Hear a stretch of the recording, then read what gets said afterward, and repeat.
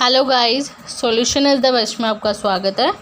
आज मैं आपके साथ डिस्कस करने वाली हूँ BA program second semester understanding human development का ये सब्जेक्ट है। इससे पहले मैंने फर्स्ट और सेकंड चैप्टर की वीडियो मैंने बना दी थी, उसका लिंक मैं आपको डिस्क्रिप्शन में दे दूँगी, वहाँ जाके उसको देख लीजिएगा। अब हमें पढ़ना है चैप्टर 3 के बारे में। तो उसमें आपको रोल के बारे में बताना है कि फैमिली का क्या रोल रहा है ह्यूमन डेवलपमेंट में। एक बच्चा जो होता है उसकी डेवलपमेंट किस प्रकार से होती है, तो उसमें फैमिली का रोल, सोसाइटी का रोल और स्कूल का जो रोल होता है वो इसमें आपको बताना है। तो थर्ड चैप्टर पूरा ही इसमें कवर है। तो चलिए वीडियो को स्टार्ट करते हैं।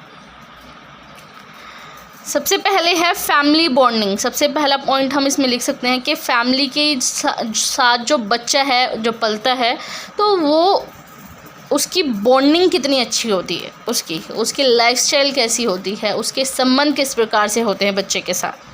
अब as a child grows and develops his or her first human interactions are typically with family members and associated caregivers। अब क्या होता है, एक छोटा सा बच्चा जब बढ़ना शुरू होता है और डेवलप होता है, उसका ग्रोथ एंड डेवलपमेंट हो रही होती है, तो उसकी सबसे पहले ह्यूमन इंटरेक्शन क्या होता है कि एक तरीके से मानवीय बातचीत हम बोल सकते हैं कि एक फैमिली होती है जो एक छोटे से बच्चे को पालने पोसने में मदद करती है। फैमिली में सबसे ज़्यादा मेन और सबसे इम्पॉर्टेंट चीज़ है जो इंसान है वो है पेरेंट्स। जो मम्मी पापा उनको बच्चे को जैसे सिखाते हैं वैसे ही बच्चा सीखता है। या फिर फैमिली मेम्बर्स के अलावा या एसोसिएटेड केयर गिवर्स भी होते हैं। केयर गिवर्स हम बोल सकते हैं जो देखभाल करने वाले को रखा जाता है हमारे यहाँ पर। जैसे कि आजकल देखा जाए पेरेंट्स जो होते हैं वो जॉब वगैरह करते हैं, तो जॉब करने की वजह से वो क्या करते हैं, एक बच्चे की देखभाल करने के लिए केयर गिवर्स को रखवाया जाता है। केयर गिवर्स को हम केयर टेकर भी बोलते हैं, जो बच्चे की देखभाल के लिए रखा जाता है।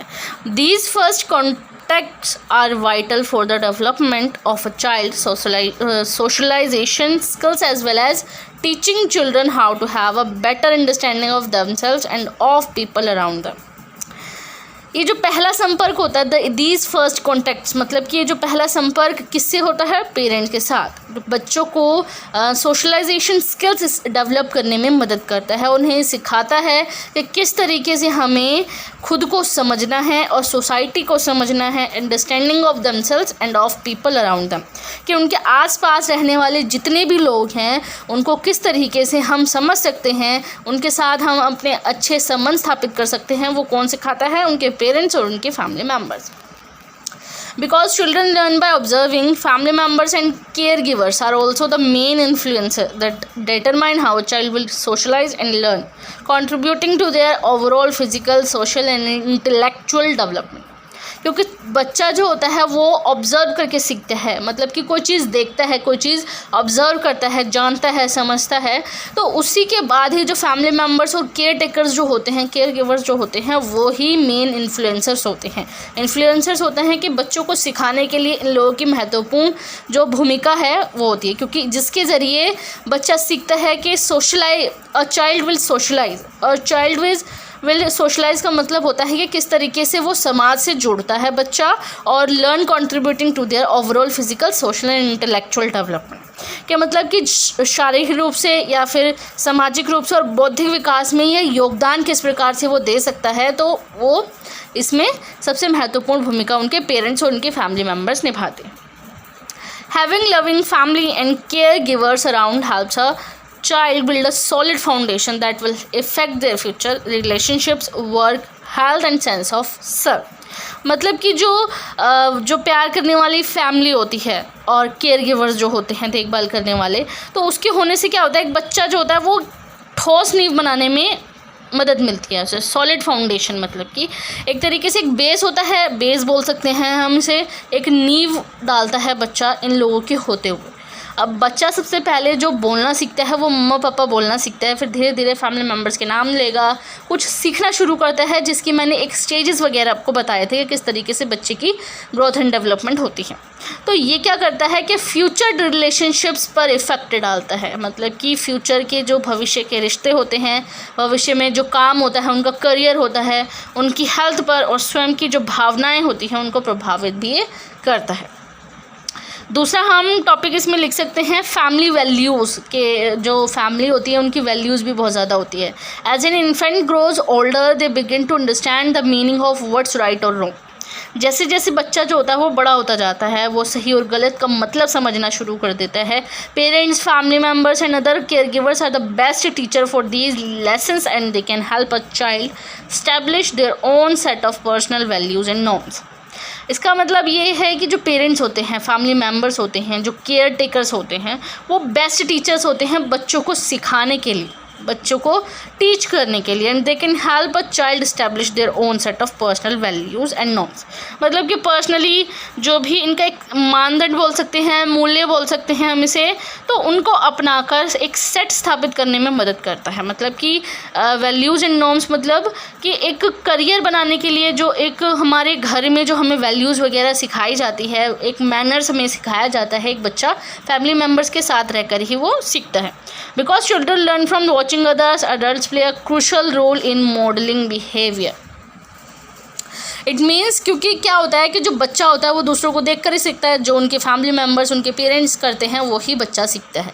तो इसी में ही अडल्ट जो होते हैं वो एक क्रूशल रोल निभाते हैं बच्चे के व्यवहार के प्रतिरूपण में। प्रतिरूपण होता है एक तरीके से, हम उनके बिहेवियर में जो चेंजेस वगैरह आते हैं तो वो भी बच्चा उसी को देख कर ही सीखता है।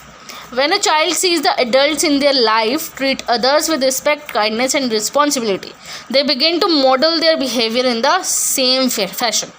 मतलब कि एक छोटा सा बच्चा जो होता है बड़ों को देखता है, उनकी लाइफस्टाइल को देखता है कि वो किस तरीके से लोगों को, जो अदर्स वहाँ पे फैमिली मेम्बर्स हैं उनके साथ कैसे ट्रीट करते हैं, उनको रिस्पेक्ट देते हैं कि नहीं देते हैं, उनके प्रति जो व्यवहार है, उनका काइंडनेस एंड रिस्पॉन्सिबिलिटीज़ जो उनके पास होती है, दया और जिम्मेदारी जो उनके पास होती है, तो वो ही अपने रंग में ढलना वो सीख जाता है।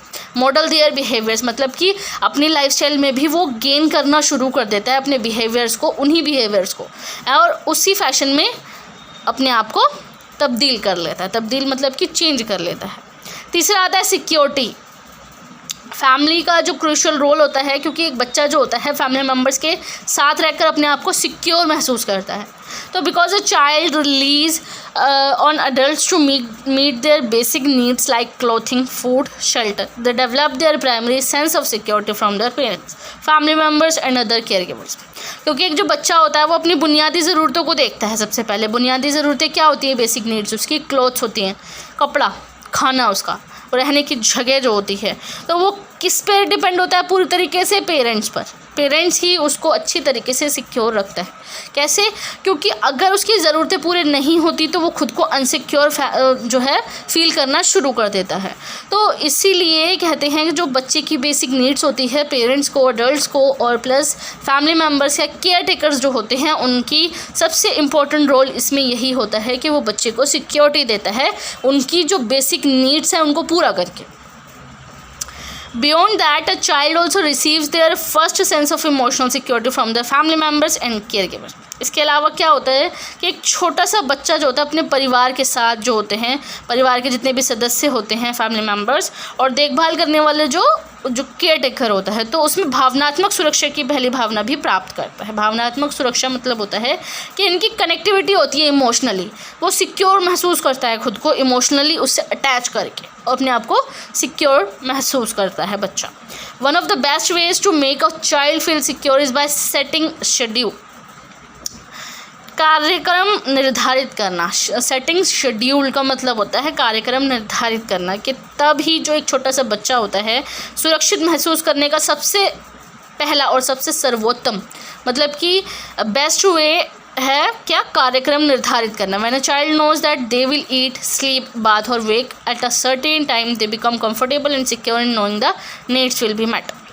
इट मीन्स कि अगर एक छोटा सा बच्चा ये जान जाता है कि कब उसे खाना है, कब उसे भूख लग रही है, कब वो सोएगा, कब वो नहाएगा, कब वो खड़ा होगा, सोएगा, उठेगा, तो वो सब एक पर्टिकुलर टाइम पे, एक निश्चित समय या सर्टेन टाइम जैसे बोलते हैं, तो अगर वो उसी टाइम पर करता है तो वो खुद को कंफर्टेबल और सिक्योर महसूस करता है इन सब चीज़ों को लेने के बाद। मतलब कि इन सब चीज़ की जो उसकी नीड्स हैं, बेसिक नीड्स हैं, अगर वो उसको मिल रही है अच्छे से, तो वो जान जाता है इस चीज़ को लेकर कि वो क्या खाएगा, क्या पिएगा, और उसके हिसाब से वो कंफर्टेबल और सिक्योर महसूस बच्चा करता है।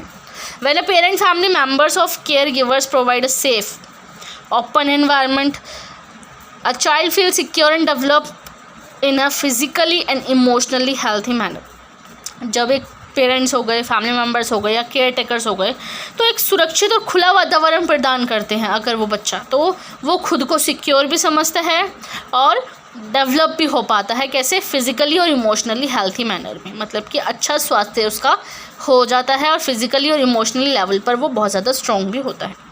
फोर्थ पॉइंट आप लिख सकते हैं इसमें इकोनॉमिक कंडीशन भी एक तरीके से देखी जा सकती है कि फैमिली का इंपॉर्टेंट रोल इसमें ह्यूमन डेवलपमेंट में क्यों होता है, क्योंकि फैमिली की जो लाइफस्टाइल है उसमें भी देखा जाता है।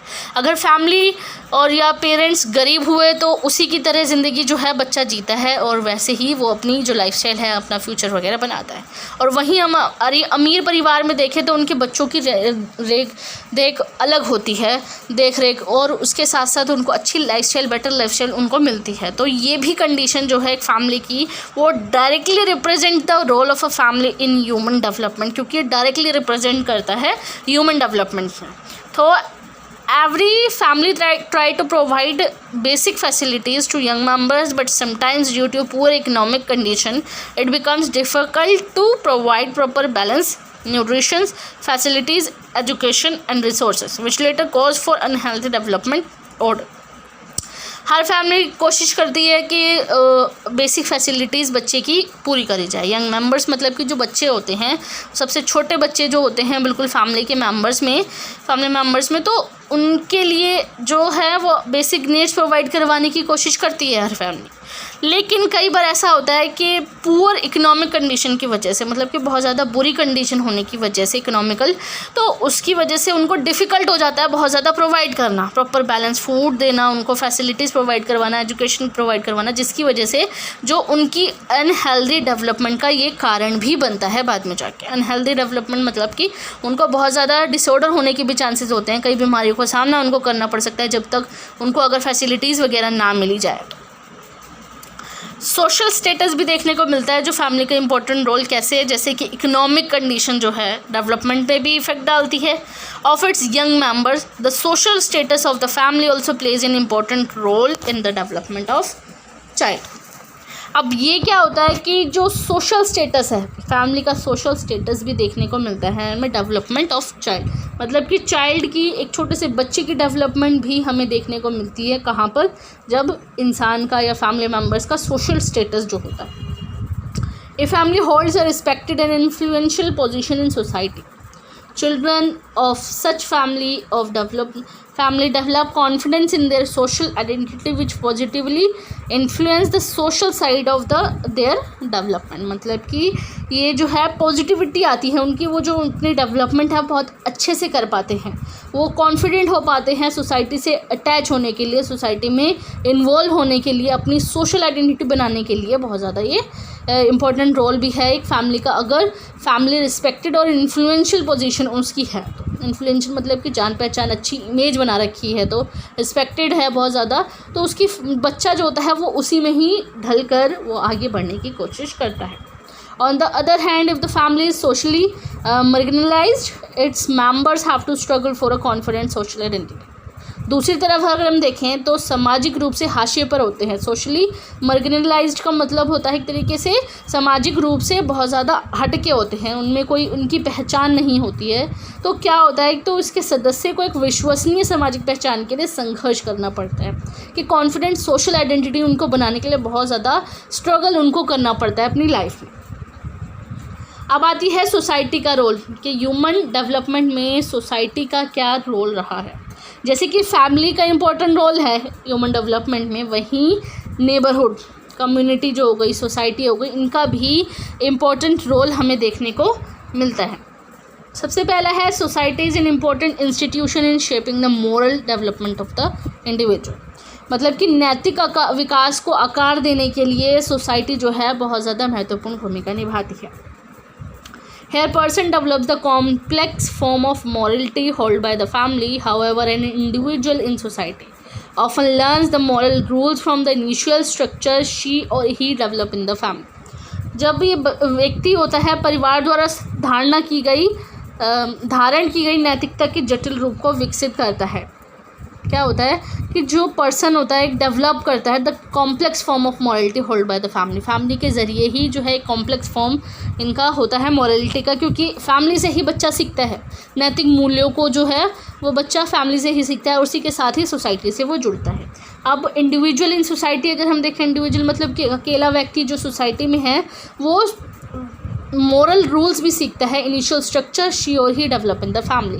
जिस तरीके से उसने अपनी फैमिली में अपनी लाइफस्टाइल जी है, जैसे मॉरल वैल्यूज़ को उन्होंने गेन किया है बच्चे ने, वैसे ही वो सोसाइटी में जो है इंडिविजुअल होता है, मतलब कि वैसे ही बिहेव करता है सोसाइटी के साथ और उसमें ही इन्वॉल्व होता है।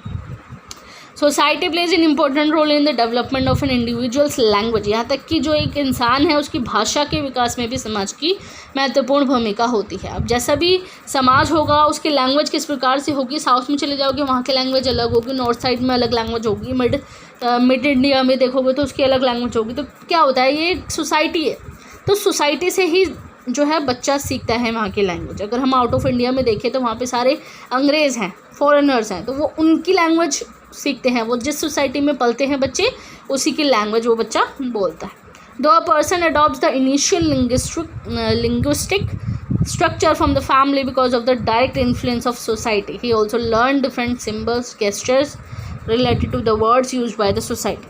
अब क्या होता है, जो एक व्यक्ति है सबसे पहली भाषा जब वो बोलता है संरचना परिवार से ग्रहण करता है कि जो भी लैंग्वेज उनकी फैमिली मेम्बर्स बोलती है वही लैंग्वेज जो है वो सोसाइटी में अपनी लैंग्वेज के अकॉर्डिंग ही वो बोलता है। Because of the direct influence of society he also learns different symbols.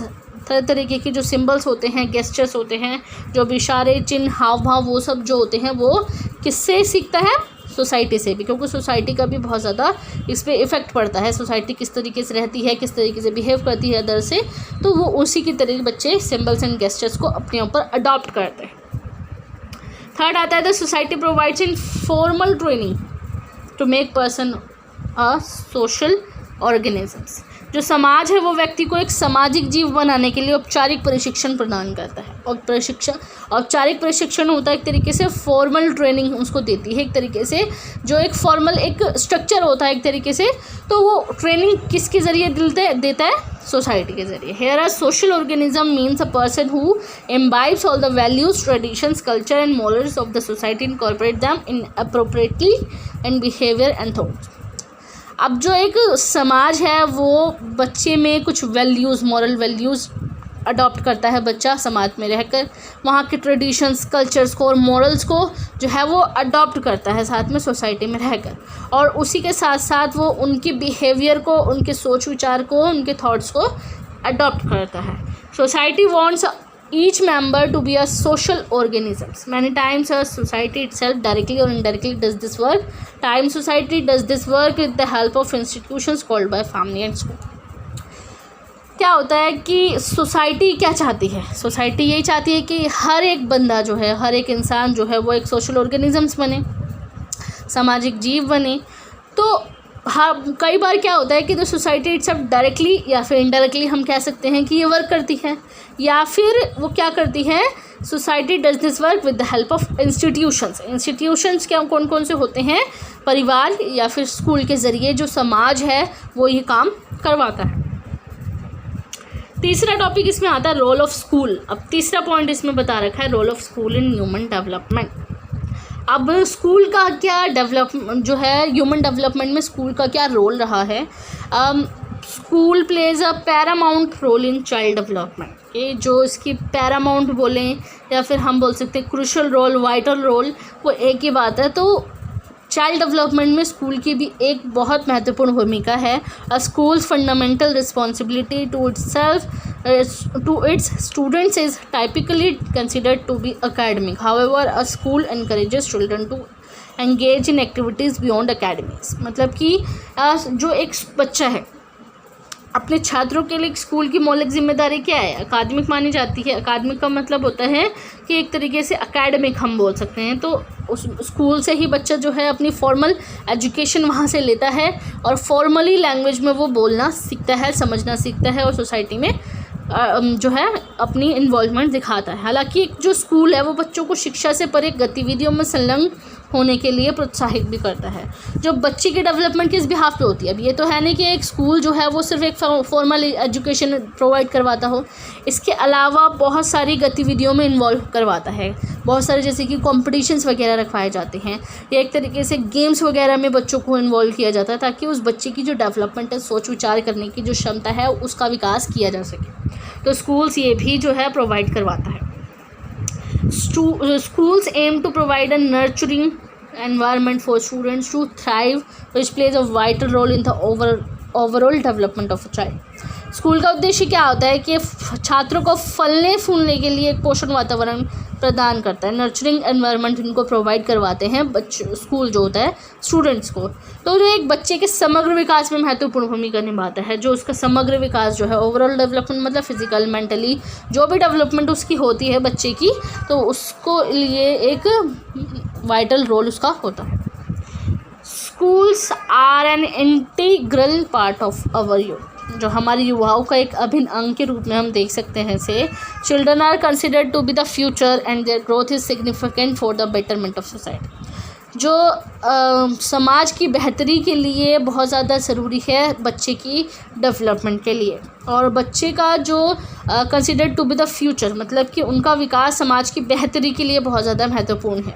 बच्चों को भविष्य भी माना जाता है। Childrens are considered to be the future, उनको भविष्य भी माना जाता है, और उसकी डेवलपमेंट एंड ग्रोथ बहुत ज़्यादा ज़रूरी है सोसाइटी के डेवलपमेंट के लिए, सोसाइटी की बेहतरी के लिए। As we all know the school has multiple roles in child life, जैसे कि हम लोग जानते हैं कि जो स्कूल है उसका मल्टीपल रोल रहा है बच्चे की ज़िंदगी पर। The role of school in childrens life is manifold. Manifold का मतलब होता है बहुत ज़्यादा, मतलब कई गुना के रूप में हम देख सकते हैं।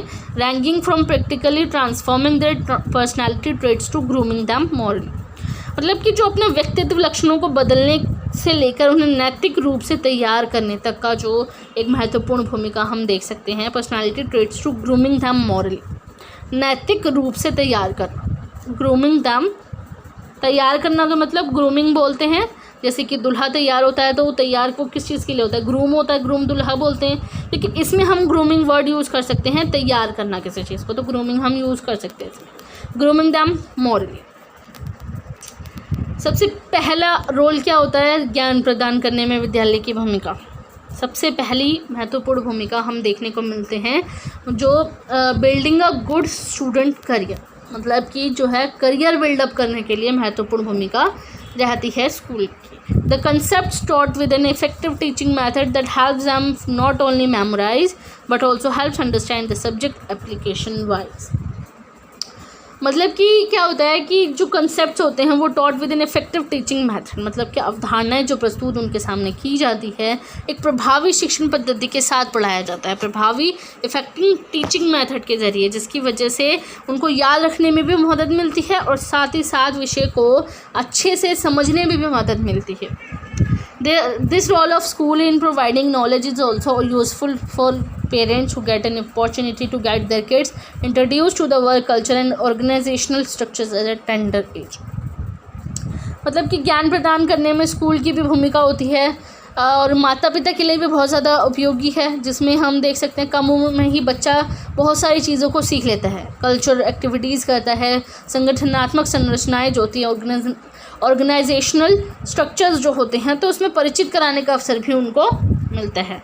दूसरा पॉइंट हम लिख सकते हैं इसमें role of school in building social skills, मतलब कि सामाजिक कौशल को विकास करने के लिए भी इसकी महत्वपूर्ण भूमिका रही है। कैसे? Ability to interact with people from different backgrounds and understand them better, लोगों के साथ जो बातचीत करना उन्हें बेहतर ढंग से समझने में मदद हमें करता है। It not only helps them find new friends and expand their social circle, but also helps build close ties with teachers through classes, discussions, group work, etc. मतलब कि नए नए फ्रेंड्स प्रोवाइड करवाना, नए नए फ्रेंड्स बनाना, या फिर जो इनका सोशल सर्कल है वही बनाना तक ये लिमिटेशंस नहीं, लेकिन इसके अलावा जो स्कूल उनको हेल्प करता है किसके लिए, क्लोज टाइज का मतलब होता है क्लोज रिलेशनशिप्स बनाने के लिए, किसके साथ, टीचर्स के साथ, through classes, discussion, group work etcetera, मतलब कि अच्छी बॉन्डिंग बनाने के लिए टीचर्स के साथ, ताकि वो बच्चा जो है अच्छे से काम कर सके, किसके थ्रू, क्लासेस के थ्रू, डिस्कशंस के थ्रू और ग्रुप वर्क के through. Helps to mould personalities of kids, मतलब कि जो व्यक्तित्व है उसको ढालने में भी मदद करता है। Making kids sit down and memorise information about various fields of study, मतलब कि सिर्फ जो इन्फॉर्मेशन है, इन्फॉर्मेशन किस बिहाफ पे, वेरियस फील्ड्स ऑफ स्टडी, मतलब कि स्टडी की जितनी भी फील्ड्स हैं उसके बारे में इन्फॉर्मेशन प्रोवाइड करवाना या उसका याद दिलाना, ताकि उसकी लिमिटेशंस नहीं है। They are also places where they may learn many other things that will help them get along better with others, develop leadership qualities, take on challenges, become more confident about themselves and be able to go out into the world armed with the necessary social skills to deal with different types of people. एक ऐसे स्थान भी है where we may learn many other things, बहुत सारी चीज़ें हम इसमें सीखने को हमें मिलती है, जो दूसरों के साथ बेहतर तरीके से जुड़ने के लिए, उनके साथ जो भी नेतृत्व है, नेतृत्व करने के लिए, लीडरशिप करने के लिए और गुण विकसित करने के लिए और चुनौतियों का सामना करने के लिए भी हमें बहुत ज़्यादा जो है प्रोवाइड करवाता है। Be able to go out into the world armed with the necessary social skills to deal with different types of people. इसका मतलब ये होता है कि विभिन्न प्रकार के जितने भी लोग हैं उनके साथ किस तरीके से डील करनी है, किस तरीके से मिलना है, तो ये भी सोशल स्किल्स कौन डेवलप करवाता है, स्कूल। स्कूल में बहुत सारे कॉम्पिटिशन्स होते हैं पब्लिक स्पीकिंग के लिए, बहुत ज़्यादा जो बच्चों को बोला जाता है कि आप लोगों को सबके सामने एक स्पीच बोलनी है, डायलॉग्स बोलने हैं, डिबेट बोलनी है, तो एक तरीके से क्या होता है, एक हमें स्किल्स डेवलप करवाता है स्कूल, ताकि हम सभी लोगों के सामने पब्लिक स्पीक कर सकें। फोर्थ हम इसमें लिख सकते हैं बिल्ड सोशल नेटवर्क बनाने में भी ये बहुत ज़्यादा मदद करता है कि building up friendship between children which will continue into their adult lives, मतलब कि बचपने में जो भी फ्रेंडशिप्स इन लोगों की होती है चिल्ड्रंस के बीच में, वो ही शामिल है जो उनके वयस्क जीवन में जारी भी रहेगा। मतलब कि बचपन में जो भी बच्चे अपनी फ्रेंडशिप वगैरह को निभाते हैं और वो बड़े होने तक ही उनकी फ्रेंडशिप बनी रहती है। तो एक तरीके से जैसे हम बोलते हैं कि हमारा बचपन का दोस्त है, वो बचपन की सहेली है, तो एक तरीके से क्या है कि ये बिल्ड करने में भी मदद करता है, सोशल नेटवर्क अपना बनाने में भी ये मदद करता है। Kids learn how to work together during important lessons और even just while playing together, मतलब कि एक साथ कैसे खेलना है और जो इंपॉर्टेंट लेसन्स हैं उनको किस तरीके से हमें काम करना है। The role of the school ensures that children are mentally and developmentally ready for the real world by learning many lessons which will benefit them later on in their adult. School की यह भी भूमिका होती है, ये ensure करता है, ये सुनिश्चित करता है कि जो बच्चा है उसकी मेंटली और डेवलपमेंटली, मतलब कि जो उसका मानसिक और विकासात्मक रूप से जो भी उसकी वास्तविक दुनिया के लिए तैयार है या नहीं है, ताकि जो बाद में आने वाली जो उसकी वयस्कता है उसमें बहुत ज़्यादा बेनिफिट हो। वयस्कता मतलब अडल्टहुड में ही उसको बहुत ज़्यादा हेल्पफुल रहे, बेनिफिशियल रहे। तो ये मैंने आपको तीनों पॉइंट्स इसमें बता दिए कि क्या रोल रहा था इसका। इसमें मैंने आपको पूरा कवर करवा दिया, फैमिली का रोल, स्कूल का रोल और सोसाइटी का क्या रोल रहा। तो आप अगर इसमें आए क्वेश्चन तो आप इसे इजीली लिख सकते हैं। मैंने पॉइंट टू पॉइंट आपको बता दिया, हेडिंग लगा के आप इसको पूरा डिफाइन आप कर सकते हैं। And thanks for watching my video.